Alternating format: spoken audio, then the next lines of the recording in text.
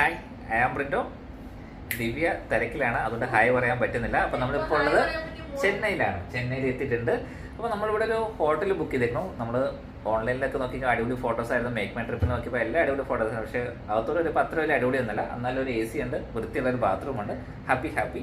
പിന്നെ നമ്മൾ ഫുഡ് ഇവിടെ നല്ല കിടിലൻ ഒരു ഫുഡാണ് നമ്മൾ ഓർഡർ ചെയ്തേക്കണം. മട്ടൺ സ്പെഷ്യലാണ്. ഇതെന്ത് ബിരിയാണിയാണ്? അതിൻ്റെ പേരിനായിരുന്നു ഹരിയാലി അല്ലേ? ഹരിയാലി ബിരിയാണിയാണ് കേട്ടോ നമ്മൾ ഓർഡർ ചെയ്തേക്കുന്നത്. അപ്പോൾ ഒരു മട്ടൺ ബിരിയാണി ഓർഡർ ചെയ്തിട്ടുണ്ട്. അതല്ലേ, പീസ് കിട്ടാറില്ലായിരുന്നു. പിന്നെ കടക്കാരുടെ അടിയുണ്ടാക്കി പീസ് മേടിക്കാറായിരുന്നു പതിവ്. അടിയാകാൻ ചാൻസ് ഒന്നുമില്ല.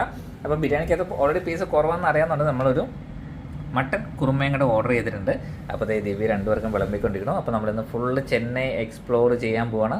ബിരിയാണി കഴിച്ചിട്ട് ഇവിടെ കിടന്ന് ഉറങ്ങും, അത് എക്സ്പ്ലോർ ചെയ്ത് നടക്കുമോ? ബിരിയാണി കഴിക്കാനാണോ?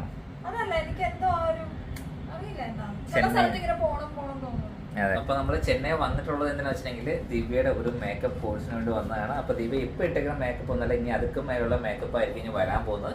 അപ്പൊ ബിരിയാണി കഴിച്ചു കഴിഞ്ഞിട്ട് നമുക്ക് ചെന്നൈക്ക് ഒന്ന് കാണാൻ പോകാം കേട്ടോ.